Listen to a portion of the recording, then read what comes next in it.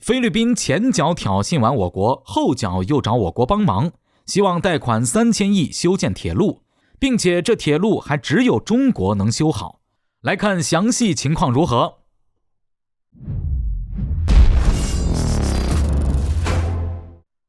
各位老铁大家好，欢迎收看本期迷彩虎，我是虎哥。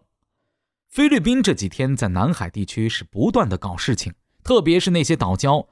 本来非法侵占了我国岛礁，我国没有采取强硬手段动用武力收回，就已经是给菲律宾面子的了。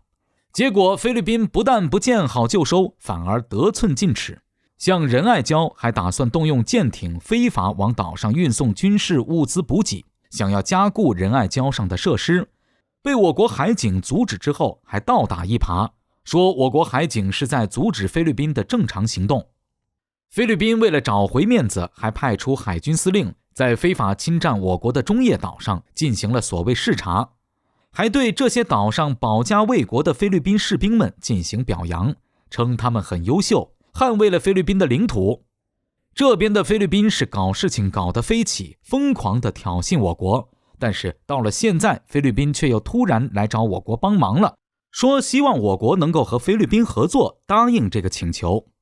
在这之前，菲律宾总统还是杜特尔特，当时的中菲关系还很友好，因此双方达成了不少的合作协议，其中就有我国投资帮菲律宾修建铁路一事。我国将会出资49亿美元帮菲律宾修建苏比克克拉克铁路项目、菲律宾南线长途运输段项目以及棉兰老岛铁路达沃迪格斯段项目。这笔贷款的利息仅为 3%， 这简直就和白给没什么两样了。但是在菲律宾总统小马克思上台之后，一切都发生了变化。这位总统取消了和我国的这笔合作协议，因为他觉得利息太高了，要我国把 3% 的利息降到 0.1%。 面对如此离谱的要求，我国怎么可能会答应？所以这笔合作最终就不了了之。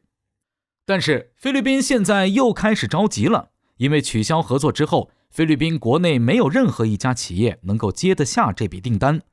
就拿棉兰老岛铁路达沃迪格斯段项目来看，这个项目当年的金额为817亿比索，项目里程为102公里，全程运行时长1小时，采用的是最简单的单线铁路建造，并为未来的轨道和电气化做好准备，打好基础。按照计划，这一项目在去年就要开工，明年就能够完成了。可是自从菲律宾新总统上台后取消协议到现在，这个项目也没找到任何一个可以承包它的企业。由于国内没有任何一家企业能够承接这些项目，而菲律宾的发展又离不开这些铁路的修建，所以菲律宾现在不得不重启和我国的铁路贷款协议。并且由于通货膨胀再加上采购价格上涨，菲律宾交通部副部长巴坦表示，本次向中国提出的贷款将不是过去的49亿美元，而是55亿美元，也就是3000亿比索。目前菲律宾方面正在和中国进行谈判，并希望我国能够同意菲律宾这次的申请。但仔细想想，这种事情可能吗？这种贷款的合作协议讲究的就是个诚信，原本大家白纸黑字的协议都签好了，结果新总统上台后翻脸不认人，直接要求把利息降到 0.1%。 这段时间菲律宾在南海地区上干了什么事，大家心里也都清楚。占了我国这么多岛礁不说，还在上面搞事情。这段时间菲律宾还彻底地倒向了美国，对美国开放了9大军事基地，让美军能够直接在台岛门口进行军事部署。现在美军都已经开始在吕宋岛上的机场跑道修建了，并且这段时间菲律宾还与美国进行大规模的军事演练，在黄岩岛周边击落靶船，全都是对我国的武力威胁。这像是合作谈生意的态度吗？如果说菲律宾想要修建铁路的话，还是建议去找美国帮忙，毕竟美国现在都投入8000万美元对这些机场进行改进和扩建了，也不差那点钱修个铁路运武器弹药吧。但很可惜，这件事美国也帮不上什么忙。